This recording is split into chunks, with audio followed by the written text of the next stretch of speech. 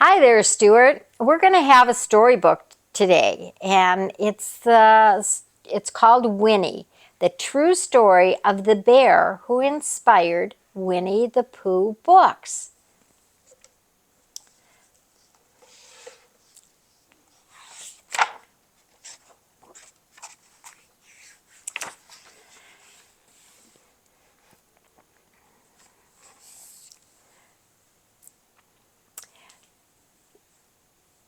When Harry Colburn looked out of the train window, he couldn't believe what he saw.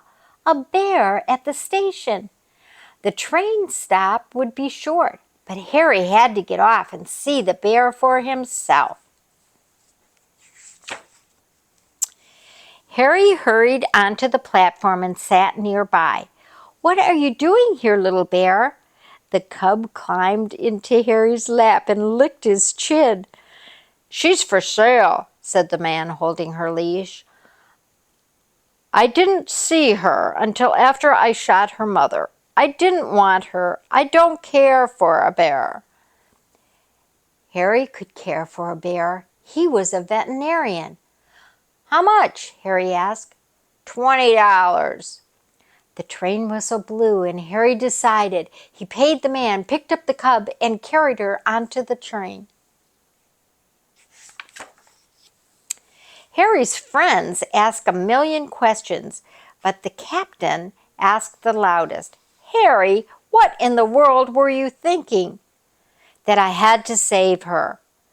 The cub rubbed her back against the captain's leg. The captain patted her head. "I'll care for her, sir," Harry said. "I'll feed her condensed milk. She can stay with me in camp. Winnipeg can be our mascot." "You've already named her?" asked the captain. "Yes, sir, after our company's hometown." "Well, Winnipeg," the captain said, "welcome to the army."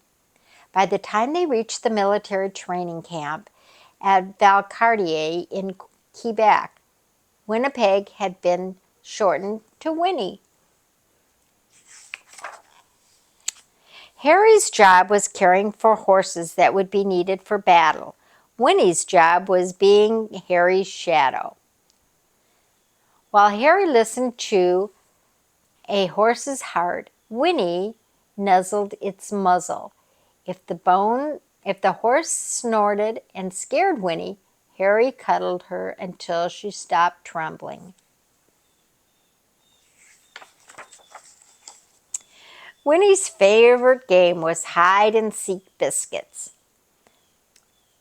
Using her long claws, she pulled hidden biscuits from Harry's pockets. "Good girl," Harry praised when she succeeded. Look at her trying to find all those.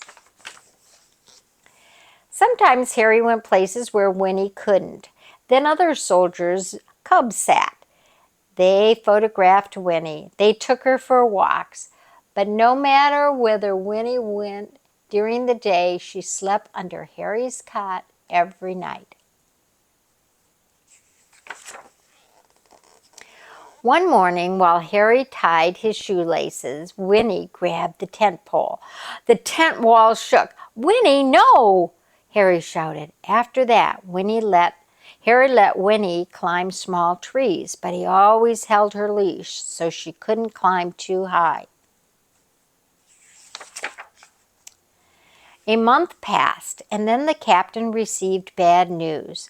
The war across the Atlantic Ocean is getting worse. More soldiers and horses are needed.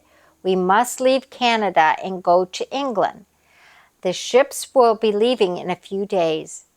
Harry couldn't leave Winnie. "Sir, she must come with us." The other soldiers agreed, and when the horses and soldiers boarded the SS Manitou, so did Winnie. Winnie was a good sailor. Harry wasn't. He lay seasick in the ship's hospital. While he was sick, Winnie played with the other soldiers, but she ran straight to Harry as soon as he was better. In England, Harry Winnie and the horses traveled to a new military camp. For 7 weeks, Winnie watched soldiers practice marching. She heard gunshots when they practiced shooting. Still, every night she slept under Harry's cot. One day, the captain said, "The war is getting even worse. We must go to France and care for horses that got wounded." On a battlefield, Winnie could be hurt, even killed. Harry didn't want to leave Winnie, but he couldn't take her to France.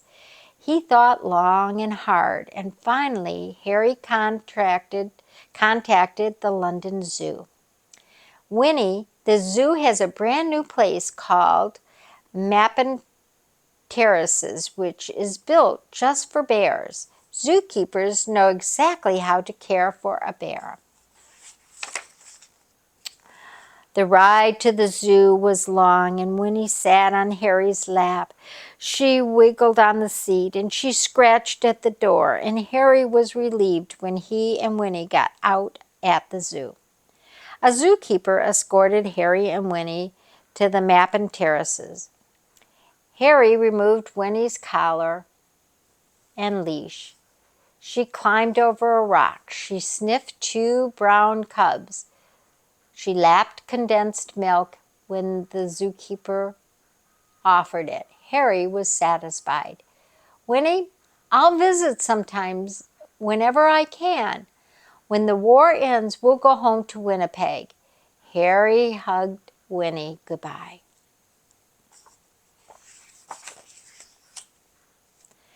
Winnie and the brown cubs became fast friends, but the big Himalayan bear she approached wasn't so friendly. He swatted at Winnie, and Winnie ran as far as she could. The zookeepers were worried, but even the grumpy Himalayan bear couldn't resist Winnie. Within a few days, they were playing tug-of-war with a stick.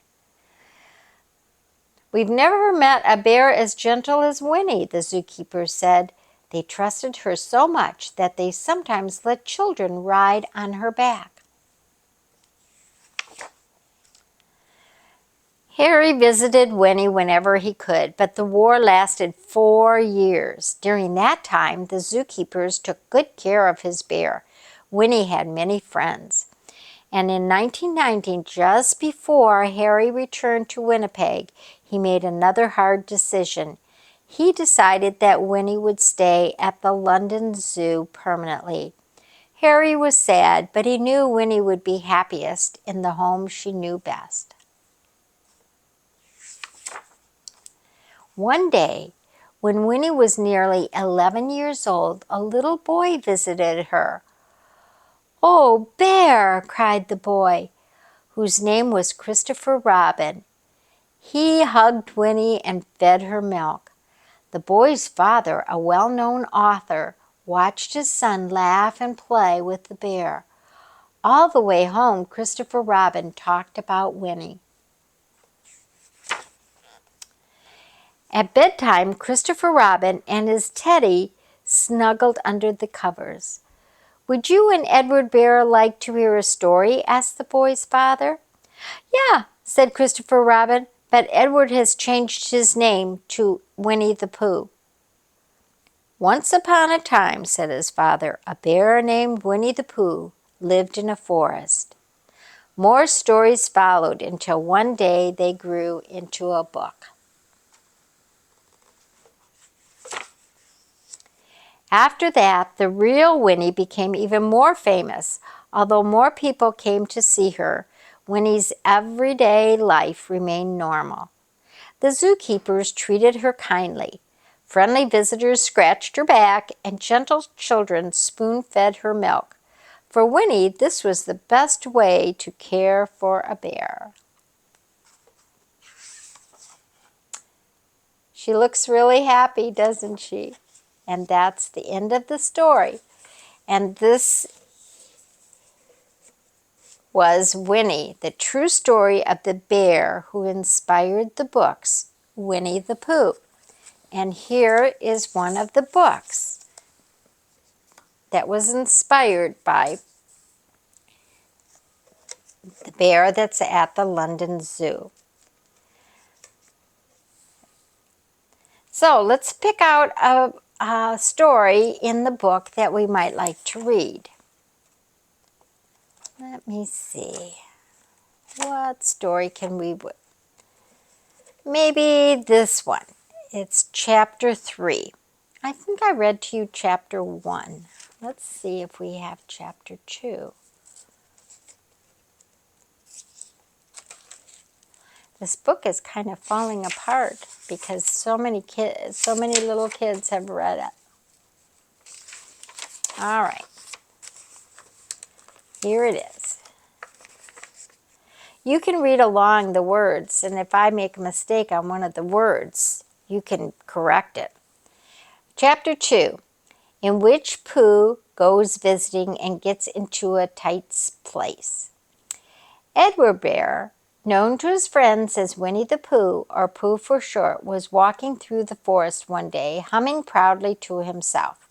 He had made up a little hum that very morning as he was doing his stoutness exercises in front of the glass.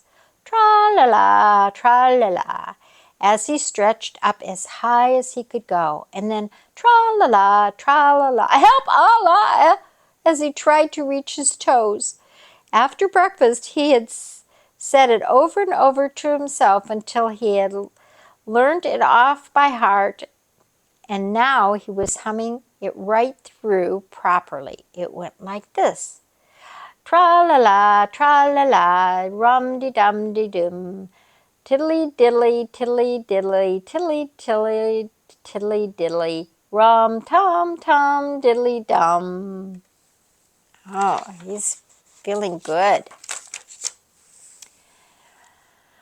Well, he was humming this hum to himself and walking along gaily, wondering what everybody else was doing and what it felt like being somebody else, when suddenly he came to a sandy bank, and in the bank was a large hole. "Aha!" said Pooh. Rum-dum-tilly-dum. If I know anything about anything, that hole means rabbit, he said. And rabbit means company, he said. And the company means food and listening to me humming and such like rum-tum-tum-tum-tiddly-um. So he bent down, put his head into the hole, and called out, "Is anybody at home?" There was a sudden shuffling noise from inside the hole, and then silence. "What I said was, 'Is anybody at home?'" cried out Pooh very loudly. "No," said a voice, and then added, You needn't shout so loud. I heard you quite well the first time." "Bother," said Pooh. "Isn't there anybody here at all?" "Nobody." Winnie-the-Pooh took his head out of the hole and thought for a little, and he thought to himself, there must be somebody there because somebody must have said nobody. So he put his head back into the hole and said, "Hello, Rabbit, isn't that you?" "No," said Rabbit in a different sort of voice this time. "But isn't that Rabbit's voice?" "I don't think so," said Rabbit. "It isn't meant to be." "Oh," said Pooh. He took his head out of the hole and had another think. And then he put it back and said, "Well, could you very kindly tell me where Rabbit is?" "He has gone to see his friend Pooh Bear, who is a great friend of his." "But this is me," said Bear, very much surprised. "What sort of me?" "Pooh Bear." "Are you sure?" said Rabbit, still more surprised. Quite sure," said Pooh. "Oh, well, then, come in." So Pooh pushed and pushed and pushed his way through the hole, and at last he got in. "You were quite right," said Rabbit, looking him all over. "It is you. Glad to see you." "Who did you think it was?" "Well, I wasn't sure. You know how it is in the forest. One can't have anybody coming into one's house. One has to be careful. What about a mouthful of something?" Pooh always liked a little something at 11 o'clock in the morning. He was very glad to see Rabbit getting out the plates and the mugs. And when Rabbit said, "Honey or condensed milk with your bread?" he was so excited that he said, "Both." And then, so as not to seem greedy, he added, "But don't bother about the bread, please." And for a long time after that, he said nothing, until at last, humming to himself in a rather sticky voice, he got up, shook Rabbit lovingly by the paw, and said that he must be going on. "Must you?" said Rabbit politely. "Well," said Pooh, I could stay a little longer if you," he tried very hard to look in the direction of the larder. "As a matter of fact," said Rabbit, "I was going out myself directly." "Oh, well, then, I'll be going on. Goodbye." "Well, goodbye, if you're sure you won't have any more." "Is there any more?" asked Pooh quickly. Rabbit took the covers off the dishes and said, "No, there wasn't." "I thought not," said Pooh, nodding to himself. "Well, goodbye, I must be going on." So he started to climb out of the hole. He pulled with his front paws and pushed with his back paws. And in a little while his nose was out in the open again, and then his ears, and then his front paws, and then his shoulders, and then, "Oh, help!" said Pooh. "I better go back." "Oh, bother," said Pooh. "I shall have to go on." "I can't do either," said Pooh. "Oh, help and bother." Now by this time Rabbit wanted to go for a walk too, and finding the front door full, he went out by the back door and came round to Pooh and looked at him. "Hello, are you stuck?" he asked. "No," said Pooh carelessly, "just resting and thinking and humming to myself." "Here, give me a paw." Pooh Bear stretched out a paw, and Rabbit pulled and pulled and pulled. "Ow!" cried Pooh. "You're hurting." "The fact is," said Rabbit, "you're stuck." "It all comes," said Pooh crossly, "of not having front doors big enough." "It all comes," said Rabbit sternly, "of eating too much." "I thought at the time," said Rabbit, "only I didn't like to say anything," said Rabbit, "that one of us was eating too much." Said Rabbit, "and I knew it wasn't me." He said, Well, I shall go and fetch Christopher Robin." Christopher Robin lived at the other end of the forest, and when he came back with Rabbit and saw the front half of Pooh, he said, "Silly old bear," in such a loving voice that everybody felt quite hopeful again. "I was just beginning to think," said Bear, sniffing slightly, "that Rabbit might never be able to use his front door again, and I should hate that," he said. "So should I," said Rabbit. "Use his front door again?" said Christopher Robin. "Of course he'll use his front door again." "Good," said Rabbit. "If we can't pull you out, Pooh, we might push you back." Rabbit scratched his whiskers thoughtfully and pointed out that when once Pooh was pulled back, he was back. And of course nobody was more glad to see Pooh than he was. Still, there it was. Some lived in trees and some lived underground. And "You mean I'll never get out?" said Pooh. "I mean," said Rabbit, "that having you got so far, it seems a pity to waste it." Christopher Robin nodded. "And then there's only one thing to be done," he said. "We shall have to wait for you to get thin again." "How long does getting thin take?" asked Pooh anxiously. "About a week, I should think." "But I can't stay here for a week." "You can stay here all right, silly old bear. It's getting you out which is difficult."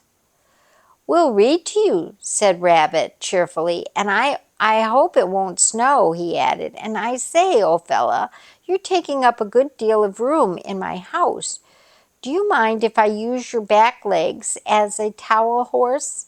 Because, I mean, there they are doing nothing, and it would be very convenient just to hang the towels on them." "A week?" said Pooh gloomily. "What about meals?" "I'm afraid no meals," said Christopher Robin, "because getting thin quicker, we will read to you." Bear began to sigh, and then found he couldn't because he was so tightly stuck, and a tear rolled down his eye as he said, "Then would you read a sustaining book, such as would help and comfort a wedged bear in great tightness?"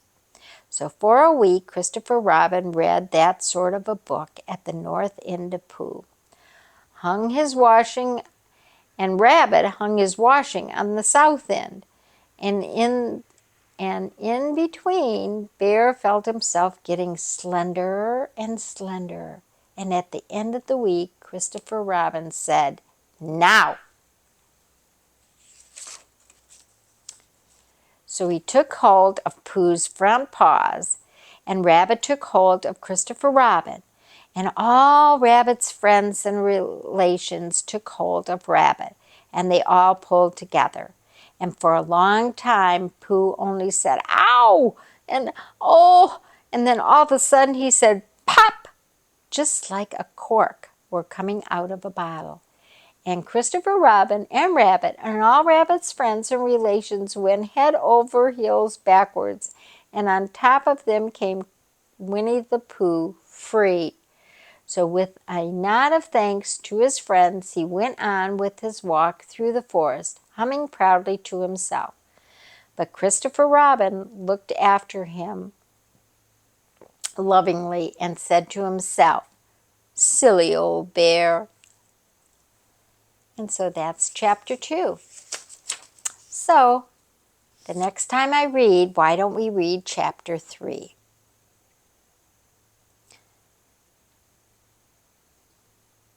Okay, this is chapter 3 of the story of Winnie-the-Pooh. The title of this chapter is "In Which Pooh and Piglet Go Hunting and Nearly Catch a Woozle." The piglet lived in a very grand house in the middle of a beech tree, and the beech tree was in the middle of the forest, and the piglet lived in the middle of the house. Next to his house was a piece of broken board which read, "Trespassers W." on it. When Christopher Robin asked the piglet what it meant, he said it was his grandfather's name and had been in the house for a long time. Christopher Robin said he couldn't be called Trespassers W. And Piglet said, "Yes, you could, because his grandfather was, and it was short for Transpassers Will, which was short for Transpassers William. And his grandfather had had 2 names in case he lost one, Trespassers after an uncle and William after Trespassers." "I've got 2 names," said Christopher Robin carelessly. "Well, there you are. That proves it," said Piglet. One fine winter day, when Piglet was brushing away the snow in front of his house, he happened to look up, and there was Winnie-the-Pooh. Pooh was walking round and round in a circle, thinking